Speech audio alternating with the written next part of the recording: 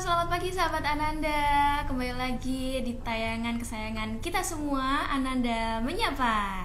Saya Ulfa Samudra ditemani dengan Mbak Reni Widyastuti. Di sini akan membahas tema yang spesial dan sangat menarik ya. Karena kebetulan pekan ini tuh kemarin baru aja Pekan ASI Sedunia ya Mbak ya, dari tanggal 1 sampai 7 Agustus. Jadi kali ini kita akan membahas tema tentang dukungan menyusui untuk semua. Nah, ini pas banget nih buat bunda-bunda di rumah dan juga sahabat Ananda yang sedang menyaksikan live ini, untuk menyimak live ini supaya kita bisa menambah pengetahuan yang akan langsung diberikan oleh narasumber kita Mbak Reni sebagai konselor menyusui di Rumah Sakit Umum Ananda Purwokerto. Oke, sebelum kita mulai perbincangan pada pagi hari ini, mungkin kita harus kenalan dulu ya sama Mbak Reni ya. Mbak Reni untuk menyapa sahabat Ananda di rumah. Ya, Mbak Ulfa. Betul. Halo, selamat pagi sahabat Ananda di rumah. Perkenalkan, saya Reni Widyastuti. Saya konselor menyusui di Rumah Sakit Umum Ananda Purwokerto. Oke, Mbak Reni cantik sekali ya Mbak ya. Alhamdulillah. Kalau saya ya. ganteng malah Aduh. aneh ya Mbak Ulfa. Perempuan-perempuan ibu Ya, di rumah juga harus pasti cantik ya Mbak ya. Dan ini hari apa ya? Kamis ya. Sampai lupa hari ini. Kita akan membahas tentang dukungan menyusu untuk semua nih Mbak. Mungkin boleh diberikan sedikit materi untuk Bunda dan sahabat Ananda di rumah nih yang lagi menyaksikan live ini tentang menyusui dan pentingnya menyusui. Silakan Mbak. Selamat pagi sahabat Ananda. Untuk mendukung kemarin hari pekan ASI ya, pekan ASI ya. Kenapa sih menyusu itu perlu dukungan? Ini perlu kita ketahui dulu ya. Menyusui itu apa sih gitu. Dari sini definisi menyusui itu adalah memberikan ASI secara langsung kepada bayi, yaitu secara alami langsung kepada bayi dari payudara ibu tanpa perantara apapun gitu. Oke, jadi langsung ya, nggak pakai dipompa gitu iya, ya, langsung tidak dari... memakai perantara apapun, langsung dari payudara ibu. Oke, nah kira-kira nih ya Mbak ya, ini saya langsung tanya jawab aja kali ya. Kapan sih Dede itu wajib untuk menyusui dari payudara langsung? Ya. Bayi menyusu ibu langsung itu ketika awal kelahiran itu ada yang namanya proses IMD. IMD itu adalah inisiasi menyusu dini, di mana bayi di situ akan refleks mencari puting ya. Tetapi untuk IMD tersebut itu tidak, targetnya itu tidak menyusu, tapi dia menempel ke kulitnya ibu, karena itu karena ibu adalah merupakan inkubator alami bagi bayi. Ya. Kemudian nanti setelah 1 jam pelaksanaan IMD, nanti kita bisa langsung disusukan bayinya. Gitu. Jadi itu juga buat membangun chemistry bonding ya dari ibu dan juga babynya. Kemudian ibu menjadi lebih percaya diri, begitu. Oke. Tapi nih ya Mbak, kalau misalnya nggak di IMD-in itu boleh atau enggak? Ya. IMD itu ada syaratnya juga Mbak Ulfa. Yang satu ibunya sehat, yang kedua bayinya juga sehat. Kadang kan melahirkan itu kan ada ibu yang memang harus memerlukan, ada suatu kondisi medis ya yang memang harus segera dilakukan. Begitu juga dengan bayi. Syaratnya adalah ibu sehat, bayi sehat.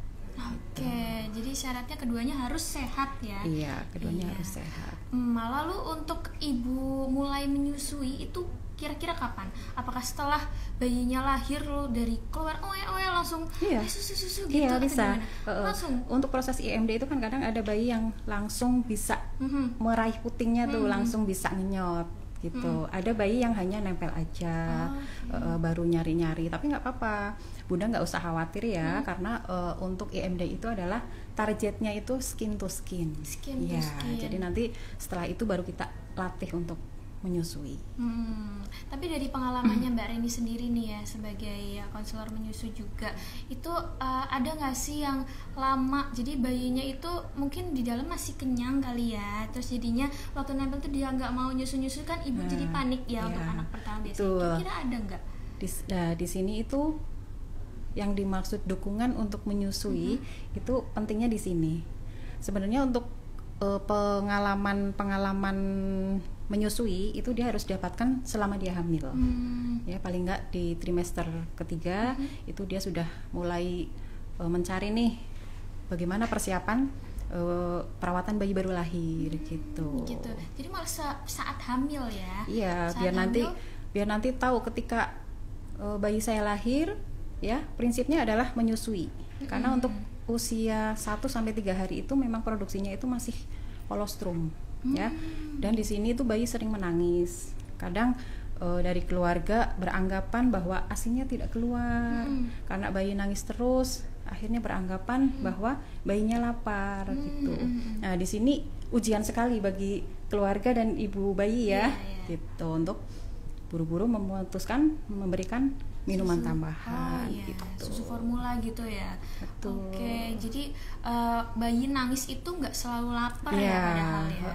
Karena komunikasi bayi itu kan adalah menangis ya. Betul. Jadi tidak semua bayi menangis itu menandakan dia ingin menyusu. Ya, kadang lingkungannya yang tidak mendukung, apakah terlalu dingin, terlalu panas gitu. Dan lingkungan di luar rahim itu kan merupakan rahim kedua ya.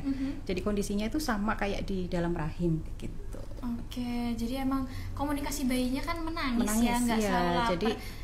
Jadi kalau bayinya tiba-tiba ngomong kayak mah pengen ini, pengen mobil kayak gitu kan takut ya malah ya.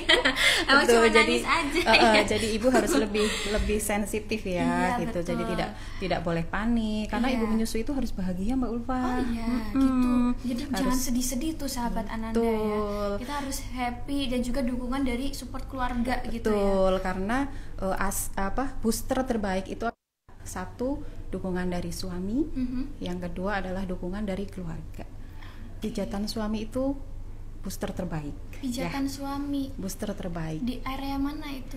Bisa, itu namanya pijat oksitosin ya. Bisa di area tulang belakang sini. Oke, jadi di badan ya maksudnya ya Bunda. Iya, betul, di pijitan suami, kemudian dukungan keluarga begitu. Oke. Terus mau nanya lagi nih, ini pertanyaan sudah masuk sih beberapa kemarin karena kita kan sudah komunikasi sama sahabat anak yang di rumah nih, udah masuk beberapa pertanyaan yang ada di DM Instagram. Manfaat dari ibu menyusui itu untuk bayi dan juga untuk ibunya kira-kira apa aja sih Mbak? Manfaat untuk ibunya itu untuk menjaga bonding ya, bonding antara ibu dan bayi. Kemudian untuk meningkatkan bonding, kemudian untuk fungsi kepada bayinya adalah lebih sehat gitu ya. Iya, lebih sehat karena ASI itu memang gizinya itu sudah pas ya. Sudah pas, jadi ya memang sudah takaran gizinya itu sudah pas untuk bayi gitu loh. Makanan terbaik ya untuk melindungi bayi juga gitu, karena ASI itu banyak kandungan gizinya gitu. Terus kalau untuk ibunya sendiri itu bisa mencegah pendarahan. Terus gitu. Kalau nggak salah saya pernah dengar mencegah kanker payudara, itu benar nggak? Bisa juga. Oke, jadi emang kita harus mengeluarkan ASINya ya. Kalau misalnya bayinya itu masih kayak bingung puting mungkin, itu bisa dipompa, boleh nggak? Itu boleh, karena yang utama menyusui itu adalah posisi dan pelekatan ya Mbak Ulfa ya. Ibu juga harus mempelajari posisi dan pelekatan. Posisinya adalah bayinya sejajar ya, telinga, bahu membentuk satu garis lurus. Oh gitu. Ya. Gini berdiri maksudnya gimana? Ya, bayinya. Gini. Ya, bayinya ditopang dengan satu tangan ya. Ya, bayinya menghadap bunda, perutnya nempel dengan perutnya ibu. Gitu posisinya. Nanti kalau sudah posisinya betul, kita perhatikan ada pelekatan. Ya, pelekatan hidung bayi menghadap payudara ibu. Kemudian dipastikan areola masuk putingnya masuk semuanya ya, sampai ke bagian areola. Jadi areola yang sebelah yang bawah itu terlihat lebih sedikit daripada yang di atas. Gitu. Jadi posisi bayi saat menyusui juga penting ya? Iya, itu keberhasilan menyusui adalah posisi dan pelekatan. Karena kalau pelekatannya tidak bagus, nanti pengosongannya juga tidak maksimal, kemudian putingnya jadi lecet. Gitu. Tapi kalau puting lecet itu karena mungkin ada nih mungkin sahabat Ananda dan juga bunda di rumah yang baru pertama kali menyusui mungkin ya, panik puting lecet itu gimana? Masih boleh tetap menyusu atau enggak? Misal ada darahnya kayak gitu. Nah itu mungkin karena bunda-bunda masih kurang ini ya, kurang memahami bagaimana posisi perlekatan, kemudian kurang pendampingan dari tenaga kesehatan juga bisa jadi ya, karena ibu menyusui itu keluarganya juga harus pintar ya, keluarganya juga harus pintar membantu bagaimana posisi dan perlekatan yang bagus, karena untuk bunda-bunda yang baru pertama kali pengalaman menyusui itu kan pastinya bingung ya. Tapi kalau lahiran di Ananda pasti nanti ketika rawat gabung, iya pasti akan diajari, dipandu sama bu bidanya gitu.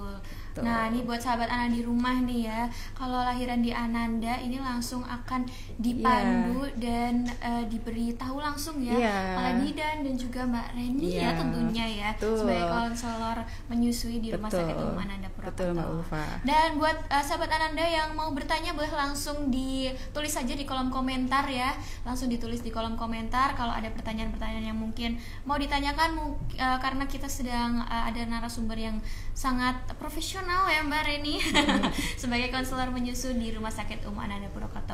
BTW kalau misalnya sahabat Ananda nih pengen ketemu Mbak Reni nih, kira-kira di sini tuh ada jadwalnya nggak sih Mbak? Ada, kalau Mbak untuk kelas laktasinya sendiri? Ya, ada jadwal saya setiap hari Senin sampai Sabtu ya Mbak Ulfa ya, setiap jam 9 sampai jam 12. Nanti juga ada program senam hamil ya. Nanti bisa ketemu dengan saya, nanti kita belajar, diskusi bareng bagaimana persiapan menyusui. Ya, nanti jadi ketika bayinya lahir ibunya sudah tidak bingung nih gitu. Kadang yang bikin panik adalah ketika ibunya sudah paham menyusui tetapi keluarganya tidak memahami ya. Akhirnya kan jadi ibunya panik, nanti akhirnya hormon oksitosinnya itu terganggu. Begitu. Jadi ibunya harus tetap bahagia dan juga pengetahuannya juga harus luas ya, dengan mengikuti kelas-kelas laktasi dan juga bisa juga bertemu di kelas ibu hamil setiap hari Sabtu ya.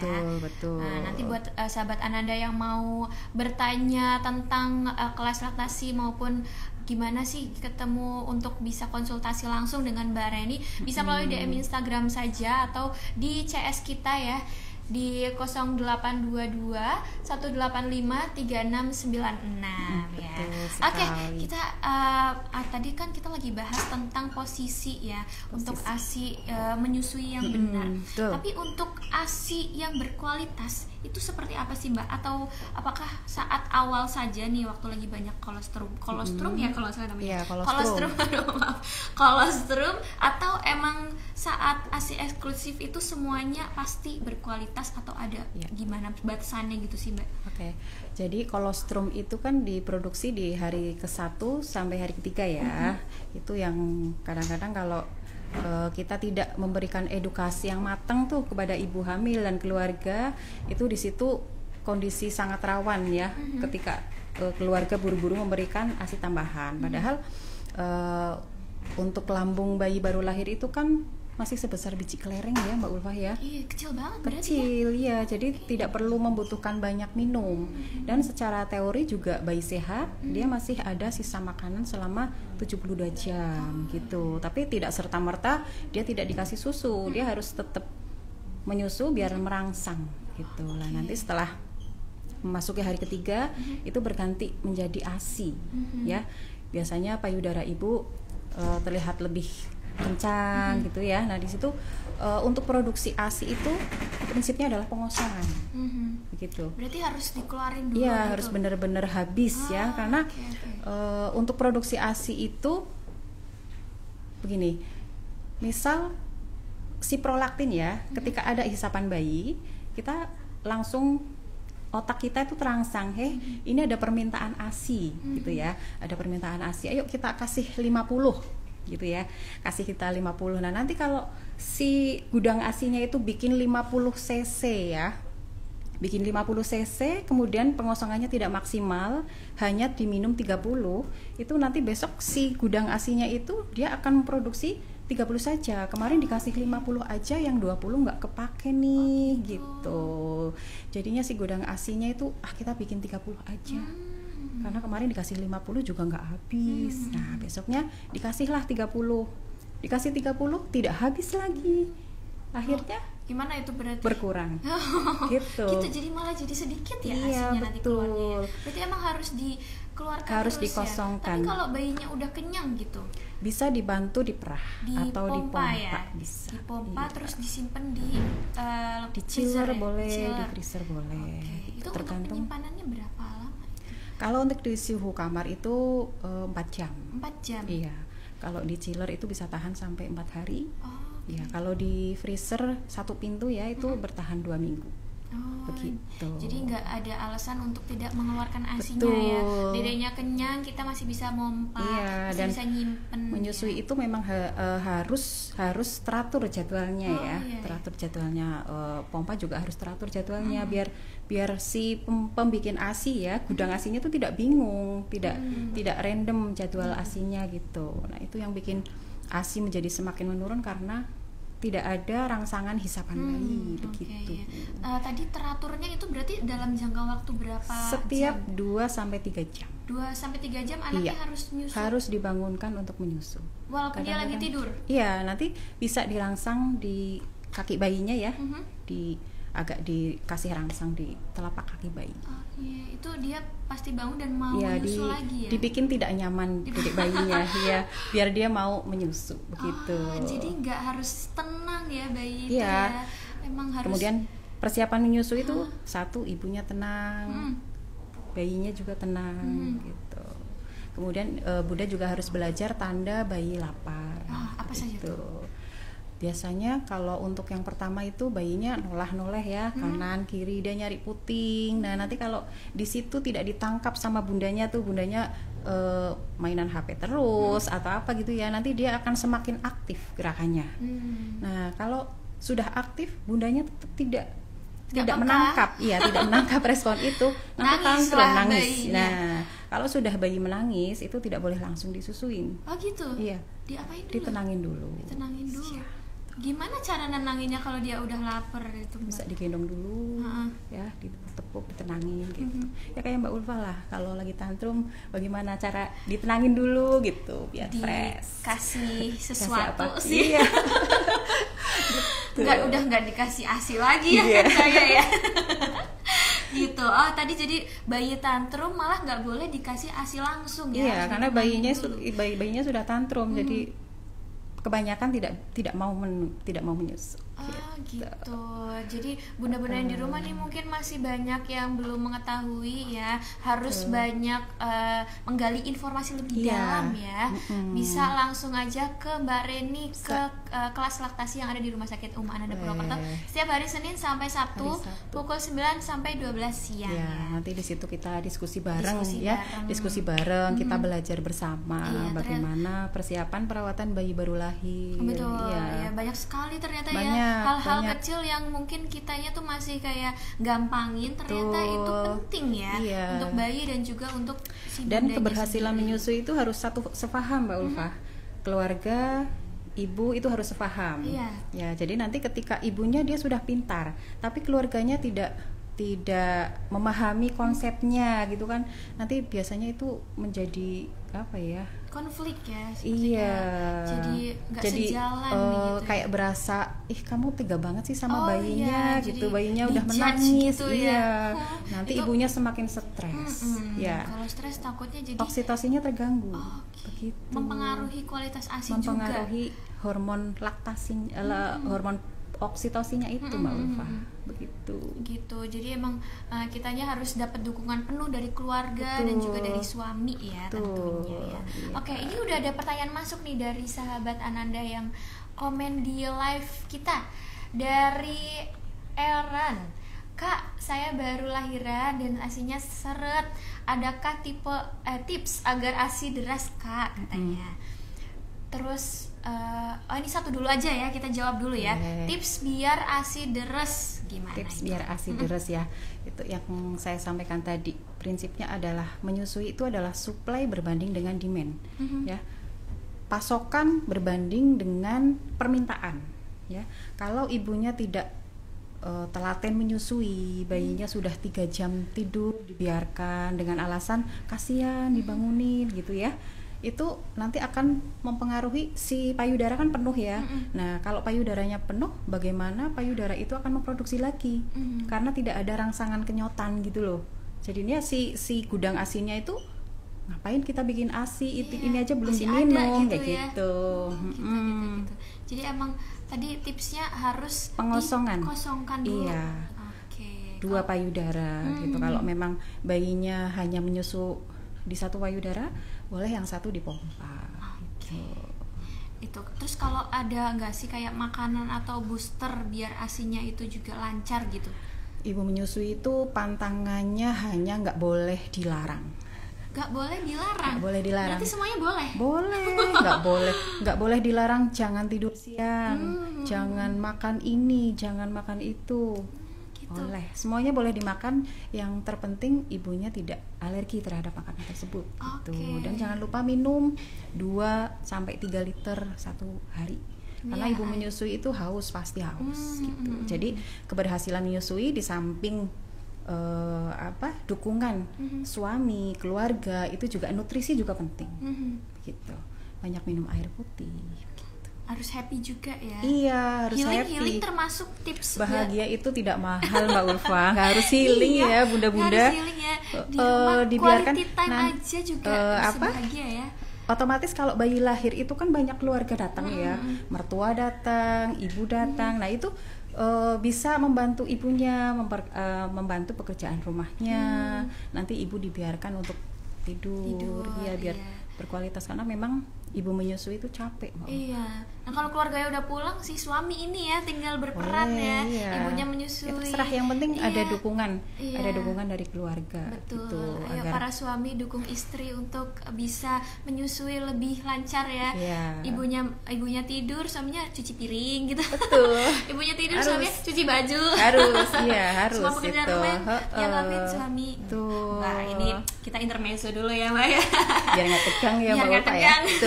Betul. Tadi sudah terjawab ya dari Kak Eran yang baru lahiran. Semoga ASI-nya cepat deres. Tadi udah dikasih tahu tips. Nanti kalau masih kurang jelas Bunda bisa ketemu dengan saya. Gampang bisa ketemu dengan banget. saya. Tinggal ke Rumah Sakit Ananda Purwokerto ya. Setiap hari Senin sampai hari Sabtu dari jam 9 sampai jam 12 nanti diskusi bareng. Nanti kita belajar bareng-bareng ya Bun ya. Nanti belajar bareng-bareng sampai ASI-nya deres juga ya, kita kasih bisa kita semua pandu di tips and trik supaya ASI lancar dan deres gitu ya. Oke, masih ada lagi pertanyaan yang masuk dari Tommy Bintang. Maksimal anak lepas menyusui itu umur berapa katanya? Biasanya tidak lebih dari 2 tahun ya. Tidak lebih dari 2 tahun. Biasanya 2 tahun, 2 tahun setengah gitu biasanya sudah lepas menyusu ke ibunya. Itu sudah lepasnya itu kira-kira ini aku sih yang pengen tahu ya. Itu setelah 2 tahun apakah harus kayak disapih dulu atau emang udah otomatis lepas gitu? Iya, biasanya butuh penyapihan Mbak Harus Ulfa. disapi dulu ya? Iya, butuh penyapihan. Gimana tuh cara nyapinya? Dengar-dengar susah ya? Biasanya kalau lazim ya, lazimnya biasanya pakai apa sih itu, daun apa ya yang pahit-pahit itu, biasanya diolesin ke payudara Brantawali apa ya? Brotowali ya. Dikasihkan di payudara biar bayinya itu nggak mau lagi ya. Karena pahit itu ya. Karena usia 2 tahun kan, usia 2 tahun itu kan sudah memperoleh makanan pendamping. Ya. Oke, berarti harus disapih dulu ya, biar lepas dulu. Karena ASI-nya itu sudah bukan makanan utama. Itu bayi usia lebih dari 6 bulan itu ASI sudah bukan makanan utama karena sudah ada MPASI-nya. Iya. Gitu. Jadi wajibnya 6 bulan, setelah itu bersama MPASI sampai 2 tahun. 2 tahun. Tapi kalau 3 tahun, 4 tahun, 5 tahun masih menyusui itu ada efek sampingnya. ASINya juga sudah tidak berkualitas. Iya, dan lama-lama juga akan menurun karena ASI anak itu kan sudah memperoleh makanan selain ASI ya. Jadi kan dia kenyang.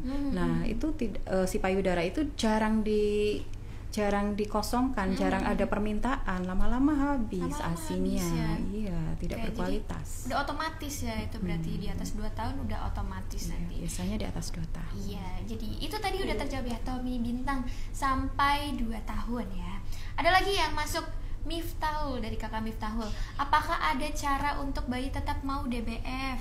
Ya, mungkin mungkin ini rada kesulitan. Nanti kita definisi DBF dulu, itu apa sih DBF? DBF itu menyusu langsung. Oh, menyusu langsung, iya, tanpa pakai dot perantara, gitu ya? iya, menyusu langsung.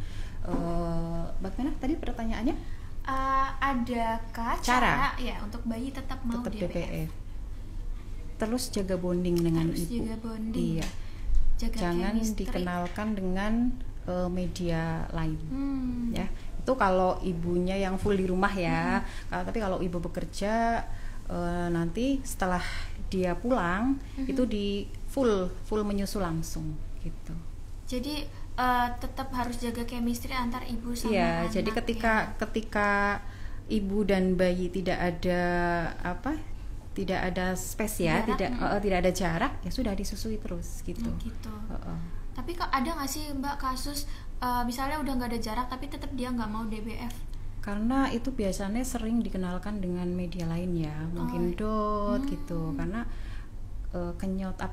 kenyotan dot dengan menghisap payudara. Kalau dot itu kan dia tidak butuh tenaga banyak tuh biar dapat asinya ya, tinggal melongo aja asinya udah keluar gitu. Kalau menyusui itu kan dia butuh energi, butuh tenaga ya biar asinya keluar gitu. Oke, jadi jangan dikenalkan dulu ya sama media perantaranya ya. Kalau mau menggunakan media lain bisa memakai cup feeder atau pipet gitu. Gitu, oke. Ya sudah terjawab tadi ya Kakak Miftahul. Kuncinya itu harus tetap meningkatkan bonding, menjaga bonding antara ibu dan si bayi itu sendiri. Nah, tadi ngomong-ngomong kalau misalnya si bayi ini terus-terusan menyusu, tanda waktu bayi kenyang itu sampai lepas mana? Sendiri. Lepas sendiri. Iya, lepas sendiri. Nanti bayinya jadi tidak maunya. Oh, gitu. Jadi walaupun bayinya itu, tapi kalau misalnya bayinya tiba-tiba ketiduran, ini maaf ya karena saya belum punya anak. Betul. Jadi saya masih awam tentang menyusu itu gimana. Mungkin bunda-bunda atau sahabat anak di rumah yang masih hamil nih ya, yang belum pernah punya anak sebelumnya masih bingung juga nih. Tanda bayinya udah kenyang itu nanti kayak gimana sih? Kadang proses menyusui itu ada kalanya bayi itu lupa ngenyot. Jadi ketika bayi lupa mengenyot payudara itu harus dirangsang ya, biar pengosongannya itu maksimal. Gitu. Jadi tadi kalau bayinya udah kenyang itu nanti dia otomatis akan melepas sendiri putingnya gitu. Terus biasanya ketiduran gitu ya. Iya, tidur ya. Nanti 2 jam 3 jam biasanya kayak ada alarm Mbak Ulfa. Kalau sudah terbiasa disusukan, nanti 2 sampai 3 jam dia akan bangun minum gitu. Oke, ini ada pertanyaan masuk lagi nih Mbak. Masalah saat menyusui itu ada apa saja yang umum terjadi ya, dan bagaimana cara penanganannya Mbak? Biasanya masalah menyusui itu ada putingnya lecet ya. Nah, putingnya lecet itu karena lagi-lagi karena posisi pelekatan ya, posisi pelekatannya yang masih kurang betul mungkin ya. Kemudian ada ASI bengkak, payudaranya bengkak. Nah, itu payudara bengkak itu dimulai dari puting yang lecet tadi ya, karena puting lecet itu kan ketika dia melihat mulut bayi kan udah kayak mau dicaplok singa ya. Sakit banget ya. Kabarnya sakit banget ya. Dan itu entah itu di kenyot langsung sama dedenya, dihisap langsung ataupun memakai pompa, itu sama-sama sakit lah. Itu nanti akan mempengaruhi ASI menjadi penuh ya, payudara menjadi penuh, kemudian menjadi bengkak. Pasokan ASI juga akan berkurang karena si gudang ASInya ini udah nggak punya tempat buat naruh ASI gitu. Itu gimana cara ngatasinnya kalau udah bengkak gitu? Biasanya dikompres pakai air dingin. Nah, terus ada lagi untuk mengurangi nyeri. Yang biasanya nanti konsultasi dengan dokter kandungannya ya, kalau sudah sampai terjadi mastitis gitu. Nanti biasanya konsultasi dengan dokter kandungannya. Tapi kalau hanya bengkak-bengkak biasa, nanti biasanya kita bisa dibantu minum paracetamol bisa gitu. Atau kalau tidak dikonsultasikan dengan tenaga medis. Gitu. Jadi emang ada permasalahan tapi juga tetap bisa ditangani ya. Jadi bunda-bunda dan sahabat Ananda di rumah tidak perlu takut untuk menyusu langsung ya dari DBF tadi ya namanya ya. Oke, ini kita akan mainan kita akan main games ya. Kita akan main mitos atau fakta. Boleh Mbak? Boleh dong ya. Sudah saya siapkan beberapa mitos atau fakta yang mungkin ini sering salah tangkap oleh sahabat Ananda atau bunda-bunda dan masyarakat umum di luar sana ya. Mitos atau fakta Mbak, wanita dengan payudara kecil tidak memiliki cukup ASI untuk buah hatinya? Mitos lah Mbak Ul. Mitos ya? Karena besar kecilnya payudara itu tidak mempengaruhi produksi ASI. Ya, jadi tidak boleh insecure bagi bunda-bunda yang mempunyai payudara kecil ya. Iya, karena ya. Salurannya itu sama. Sama. Produksinya juga sama. Yang penting kuncinya adalah sering dikosongkan, entah itu menyusu langsung atau dipompa. Pokoknya intinya kosong biar nanti produksi ASI-nya meningkat begitu. Oh, jadi tetap sama ya. Mau payudaranya kecil, mau payudaranya besar, salurannya tetap sama. Masih bisa tetap menyusui. Bisa sekali. Ya. Jadi jangan insecure ya sahabat Ananda di rumah. Nggak boleh insecure ya. Oke, yang kedua nih, mitos atau fakta, memberikan ASI itu membuat payudara menjadi kendur. Mitos. Iya. Kalau tidak ingin payudaranya kendur ya nggak usah punya anak ya Mbak Ula. Oh iya, ya juga ya. Emang ada resikonya malah itu, tapi itu karena proses kehamilan. Oh iya, betul. Jadi tidak mempengaruhi. Tapi tidak masalah sebenarnya ya. Tidak masalah. Iya, kita harus malah pengen kalau mau kencang lagi ya kita tetap berolahraga, tetap berpola hidup sehat seperti itu ya Mbak ya. Tidak apa-apa. Biar tetap cantik ya. Tetap cantik, kita tetap perawatan. Gitu. Oke, lagi. Mitos atau fakta. Nah, ini kayaknya masih nyambung nih sama sebelumnya nih. Ibu menyusui tidak boleh pakai skincare. Karena tidak dikasih sama bapaknya. Tidak dikasih jatah skincare ya, jadi nggak boleh pakai skincare, menambah pengeluaran. Iya. Boleh. Ibu menyusui itu seperti tadi yang saya sebutkan, pantangannya hanya tidak boleh dilarang. Udah itu aja. Pantangannya tidak boleh dilarang. Berarti mau pakai skincare, mau pakai apa, mau makan apa boleh. Boleh. Yang penting dalam porsi yang wajar. Cukup, ya. Kalau misal mau minum kopi boleh sehari hanya 1 cangkir, tidak boleh melebihi dari 3 cangkir. Gitu. Nih sebelum kita lanjut ke mainan mitos atau fakta, masih ada satu pertanyaan terakhir nih Mbak. Kakak Wardani, Kak, gimana caranya untuk menghindari mastitis? Apa saja penyebabnya katanya? Untuk menghindari mastitis ya lagi-lagi ya pengosongan payudara. Iya, itu payudara itu karena pengosongannya yang tidak maksimal gitu. Jadi nanti dimaksimalkan, bayinya terus menetek, kemudian setelah menyusu selesai coba agak diperah ya. Biar kosongnya itu maksimal gitu. Nanti jadi si payudara itu tidak terlalu penuh gitu, karena tidak ada rangsangan hisapan bayi, akhirnya ASI-nya menjadi penuh tuh. Nggak dialirkan gitu. Apakah itu yang bisa memicu kanker payudara juga ya Mbak ya? Kalau untuk itu sih tidak ya. Tapi tetap harus dikosongkan ya supaya tidak kosongkan. Nanti kalau sudah mastitis biasanya nanti bunda-bunda harus berkonsultasi dengan dokter kandungannya Mbak Ulfa. Oke. Ya tadi sudah terjawab ya Kakak Mardani. Lagi-lagi pengosongan harus dikosongkan ya rutin.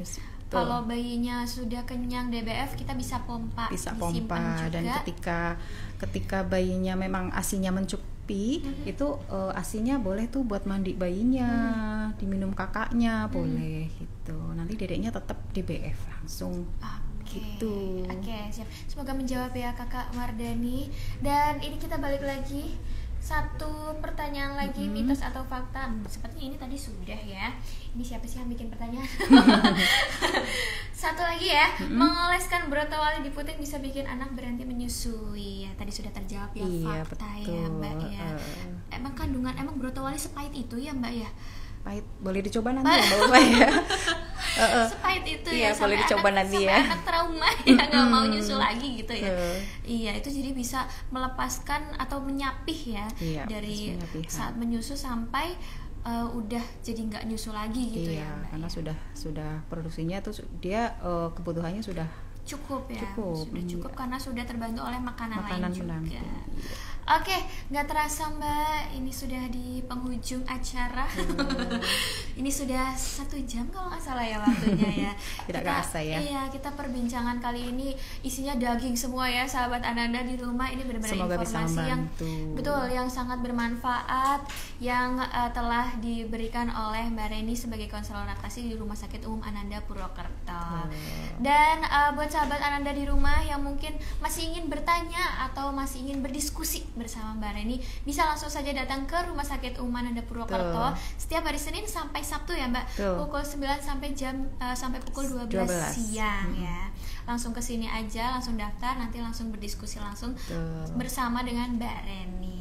Selain itu juga bisa datang di hari Sabtu di kelas ibu hamil ya. Kelas ibu hamil kelas itu ibu malah hamil. penting banget itu Penting buat banget. pengetahuan ibu hamil sebelum dedeknya lahir Iya begitu. betul. Itu nanti Ada juga bisa bertemu bersama Mbak Reni di kelas ibu hamil. Oke Mbak, ini waktunya sudah berakhir ya. Terima kasih banyak sudah memberikan ilmu yang bermanfaat untuk sahabat Ananda di rumah. Semoga sahabat Ananda di rumah yang menyaksikan ini bisa mendapatkan pengetahuan yang lebih daripada sebelumnya ya.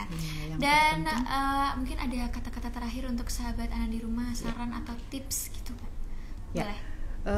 Keberhasilan ASI eksklusif ya, itu adalah salah satunya adalah dukungan dari keluarga, kemudian saya jadi bingung.